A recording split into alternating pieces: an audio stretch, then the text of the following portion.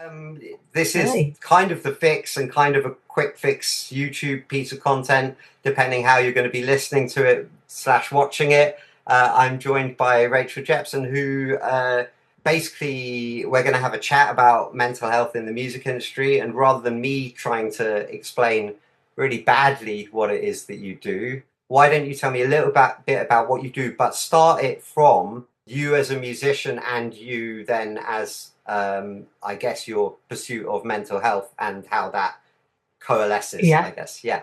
great. Yeah, so I have sung sort of semi-professionally since I was about 17.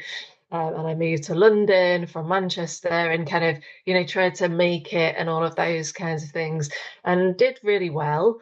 I always sing and I'm always in bands and writing my own stuff, and I'll always do that. When I was training to be a counselor, so, a good sort of 9 years or so ago, I was looking at provision for music and mental health. And there wasn't really a lot at the time. There was help musicians and music support, but there wasn't really a lot of counselling services and that kind of thing. And those have since massively developed. There is a lot now, which is Yeah, yeah, fantastic. But there just seemed to be a gap. So I was yeah. thinking, well, what was around while I was kind of in the midst of singing and, trying to do all those things that you try and do when you're wanting to be an artist and be Yeah. signed to a label and all of those things in Yeah, the I think it kind of was naughty. just drug dependency we had to rely on back then, wasn't There wasn't a lot of support, Lee, yeah. So it? that was it. People turned to whatever they had Yeah. available. And now, we all know that substances are rife and it's just a Yes. part of the music industry and everybody knows it. It's Hmm. kind of accepted. In fact, it's part of the glamour. But yeah, there With wasn't a lot of stuff. with their own set of extra problems that you can add to the collection, Yeah. unfortunately, right? Yeah, that's it, isn't it? I know. So, yeah, I mean, there wasn't a lot of stuff. There is now. And I work in the music industry as a counselor, but I also provide training and, speak on panels and go to universities and give talks and that kind of thing. So I think change is really where it's Hmm. at. Like we can talk about these things, which is amazing, and that's what we need to do. We need to Yeah. raise awareness and talk, and people need to hear about it, but also changing things is the thing. So yeah, that is It's, what I do. do you find it, I mean, having bad mental health is almost celebrated in a strange way in like modern society, whether it be via um, CEO mentality that is kind of has X amount in working in tandem with sociopathic tendencies, or like Hmm. whether it's like big stars like people like Kanye who definitely seems to be going through a lot very publicly. Just because he's got a certain amount of attention, money, success, people kind of associate that with like a kind of behavior that we should be worried about, and instead it's kind of a bit celebrated. Hmm. It's looked at also in a bit of a circusy way. I don't know, just Mm. do you have any thoughts on that kind of stuff? Yeah, and I think Kanye's recently come out having been diagnosed with autism, hasn't he? So, Mm. there's, yeah, like you say, it's been quite public. And yeah, I mean, people do tend to sort of, the circus element, I definitely agree with, sort of people enjoy that, don't they? They enjoy kind of Yeah. maybe watching some videos of someone falling apart or maybe Yeah, not being like able to Britney, get Britney to as it. well. Yeah, very. Yeah, there was entertainment value in that, Mm. and I think maybe it is the same with Kanye and other people of that level, where you think, gosh, they must be really struggling, but actually they're being very open about it, and they don't seem to think it's an issue.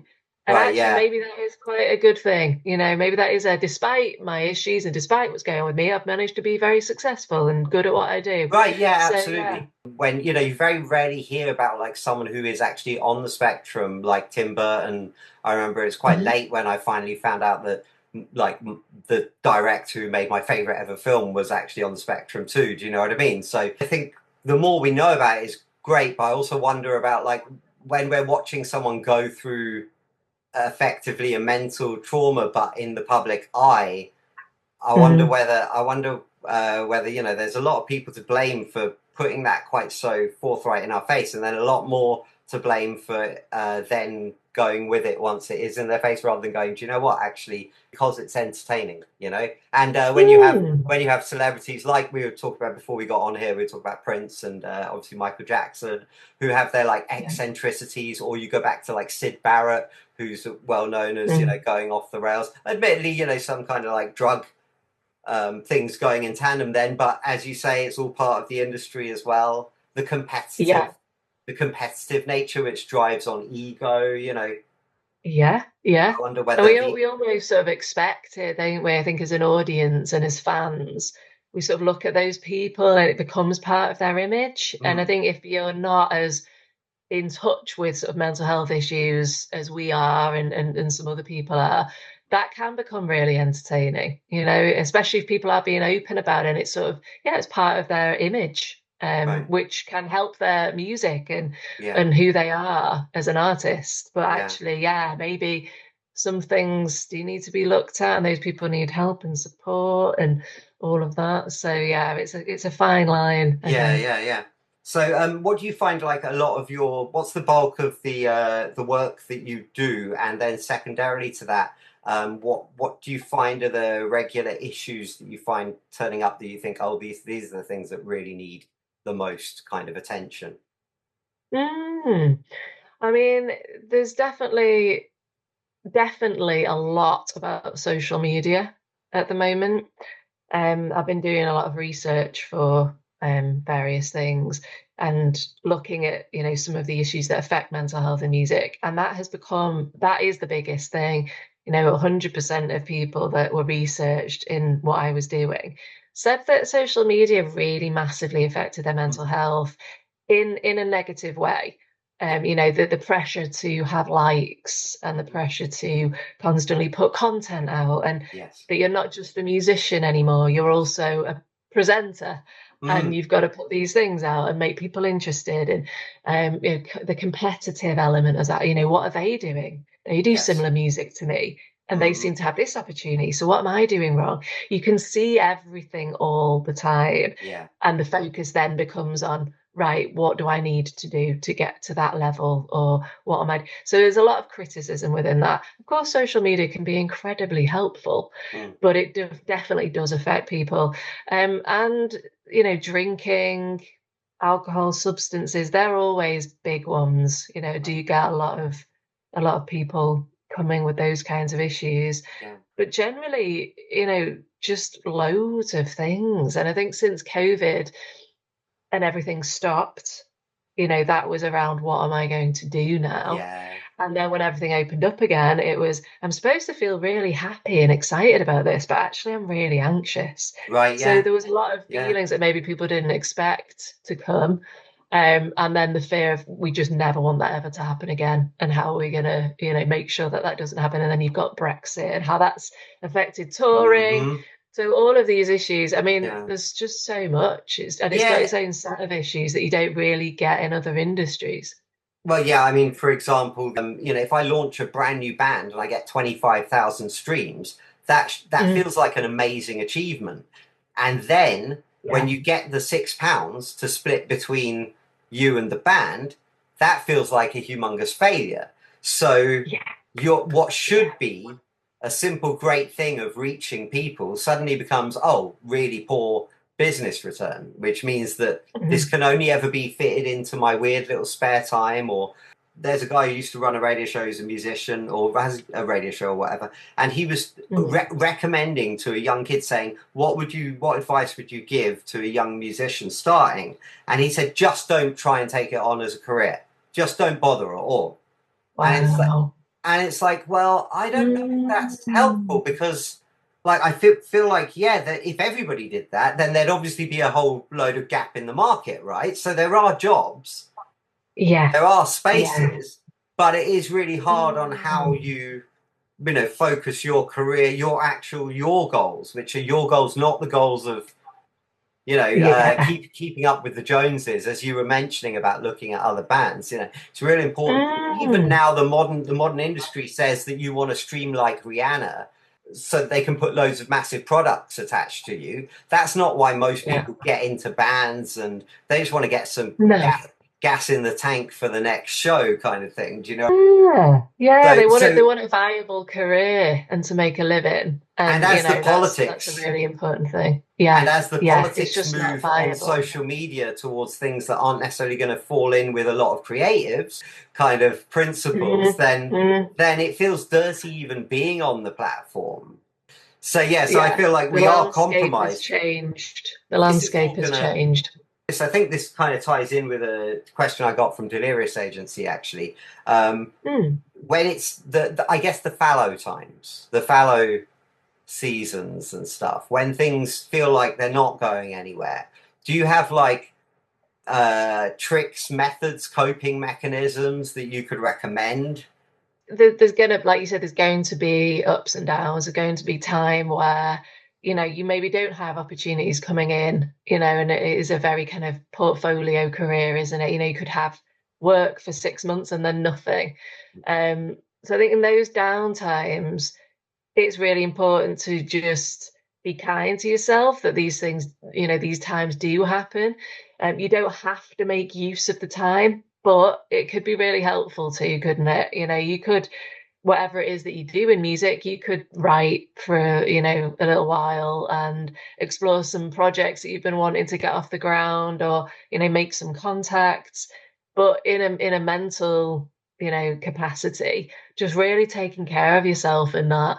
And actually, it's quite nice to have the downtime, isn't it? Because when you are really super busy, you're kind of thinking, gosh, I wish I had a break now. Mhm. And actually, yeah, sort of sitting in those times and really feeling them can be a really good thing. Right. If that's causing anxiety that you Mhm. don't have work, again, it is a case, isn't it, of reaching out to the people that you know. Is there anything going on at the moment? I'm available for work. All the things that we already do, but actually that can be really good in helping us sort of feel like we're being productive. Even if you Yeah. send a couple of emails in a day, Yeah. it's something. But I Yeah. think, going back to what you were saying about that DJ person who'd said, just don't have a career in music, Mm. don't do it.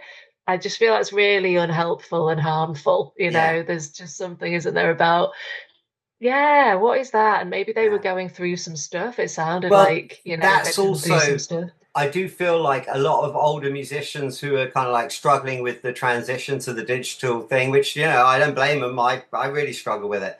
But I do think it's Mm, really important to not let your own journey and your struggle and everything, like, don't let that be the only thing that informs like a yeah, young generation, because that's yeah, that's just sheer definitely. pessimism. And Yeah, there's nothing to say that that one person isn't going to be that you're talking to isn't going to be the one who's going to really learn about the industry properly and find out exactly what they should be doing. It's yeah, like anything else. It's an industry where you have to do things that you don't like. Even for the going and playing a gig, you still have to do all the lugging of the equipment, and it's almost like people don't want to take on music industry. I have a lot of bands in my yeah. consultancy and a quiz I do, interest in the music industry, and you would be floored by the amount of people who reply with a zero.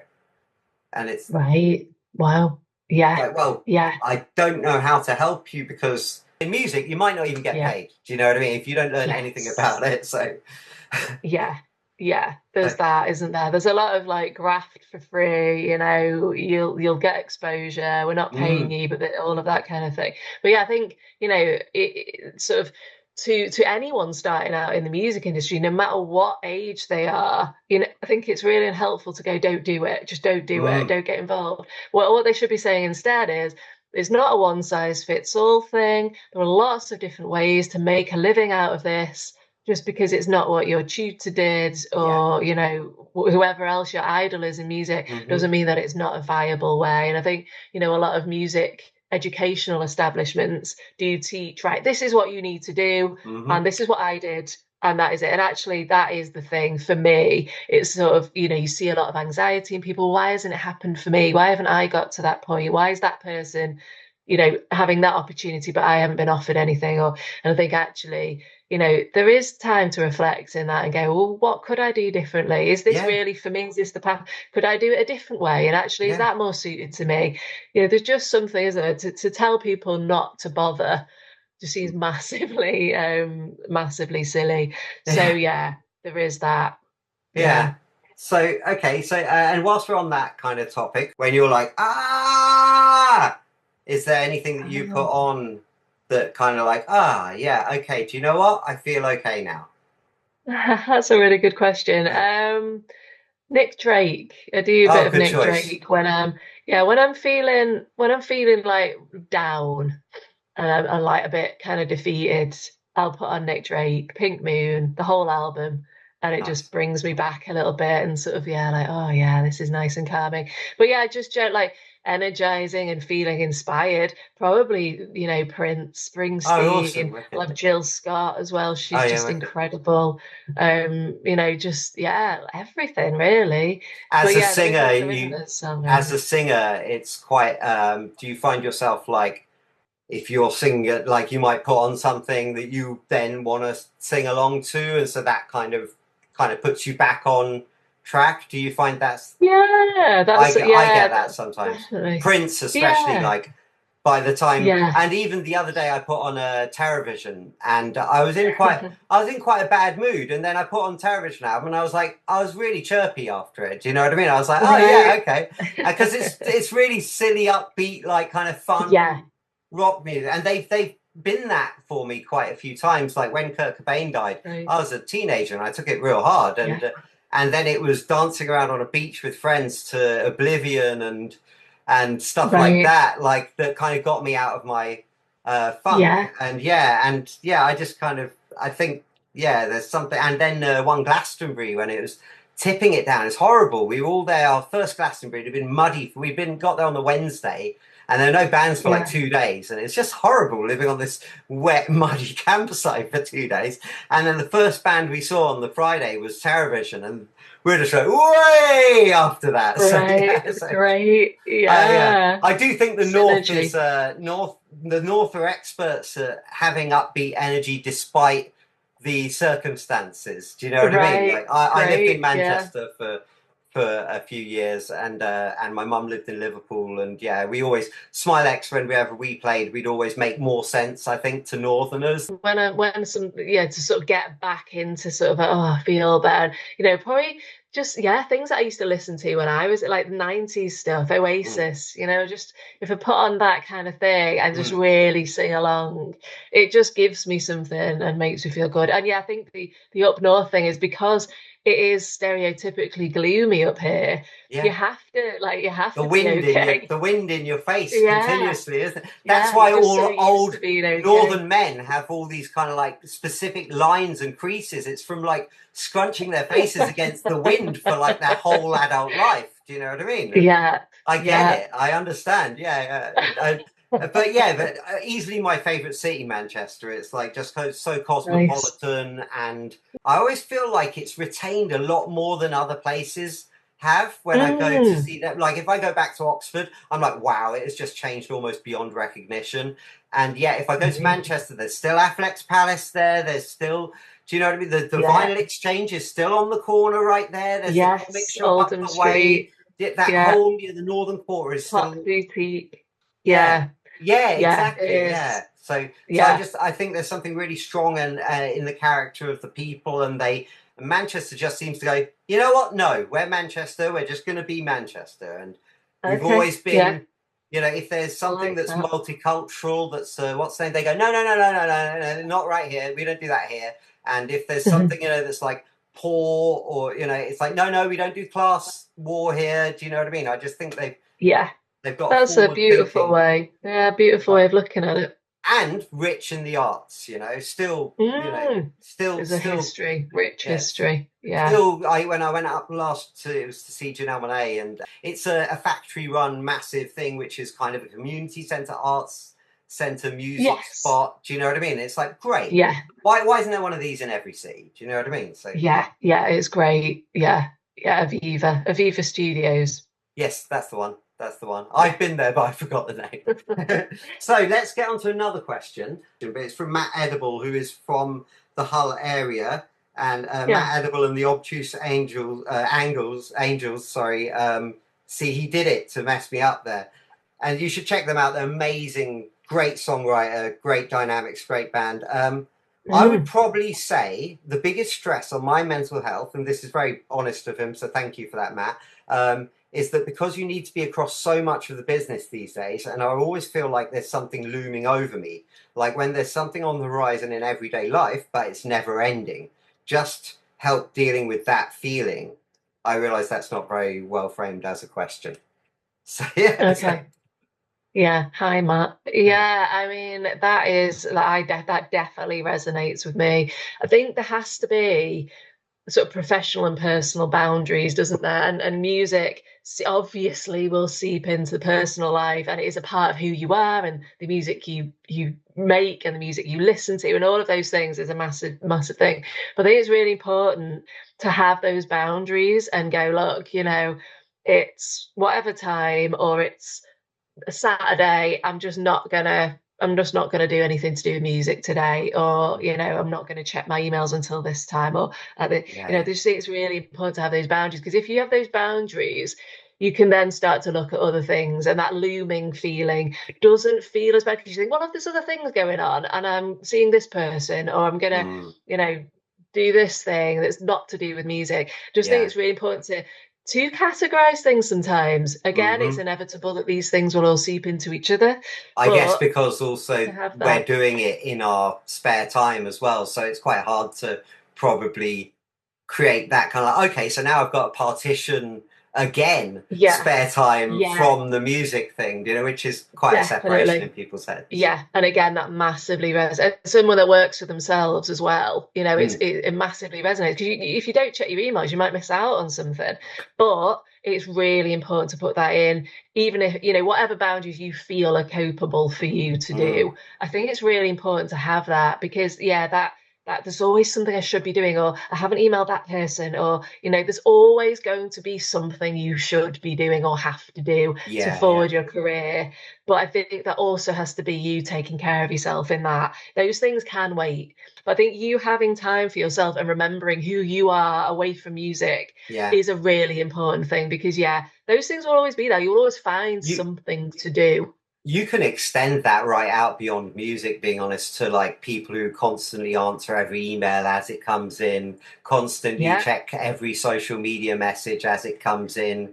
The reality is, if you're Yes. doing this just once a day at a certain time, it'll probably have really similar, almost exactly the same results. Do you know what I mean? So Yes. Yeah, that's it. I partitioning it think it's all really up. important to, yeah, it's really important to, if it helps you, make a list of the things you need to do. And once you've done that, or once you've done a few of those things, put it aside and do something else for a bit. Yeah, That isn't going anywhere. And actually, you can be more detrimental to yourself by constantly being like, right, yeah, what do I need to do? Because then you're not having a fresh perspective on yeah, it yeah. either. A It's in good there all the time. Yeah, a good walk in the sunshine with some fresh air for a second could be just what you Yeah, need to be able to continue. Yeah, exactly. yeah, Great. absolutely. Perfect. Yeah. Yeah. No, thanks. The other one was also from Bushrod.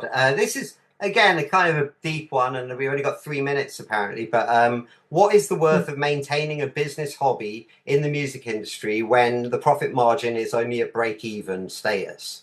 Yeah, and Yeah. I would add to that, how can we better arm ourselves mentally for that? I think, yeah, that's a massive one, isn't it? And again, as we said before, there are loads of different ways to make a living out of music, but it might just not be getting signed to a record deal, whatever Hmm. those things were when you first started out. There's just something, it is really disheartening, the profit margins. Like there's no two ways about it at all. And then you've got all the streaming stuff you were talking about before and Hmm. Spotify and all those things.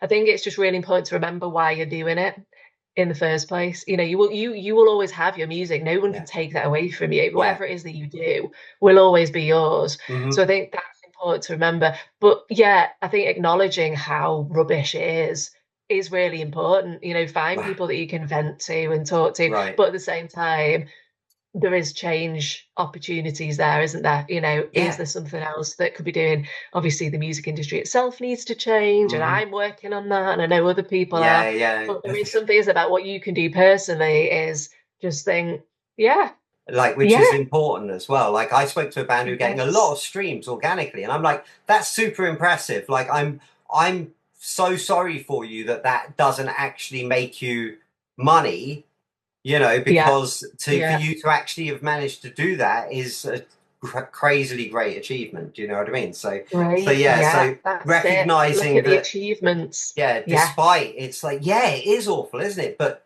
you got those real people and they really like your music, and that's all Yeah. we're in it for, really, isn't it? Do you know what I mean? Yeah, yeah, So yeah, absolutely. So I think, the profit margins are rubbish. There are ways to make a living.